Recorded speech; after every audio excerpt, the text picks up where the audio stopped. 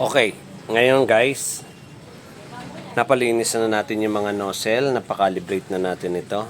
Malinis na rin yung mga linyada na yan. So, papalitan papalitan na rin natin ng mga o-ring niya. Yan, para mawala yung mga singaw.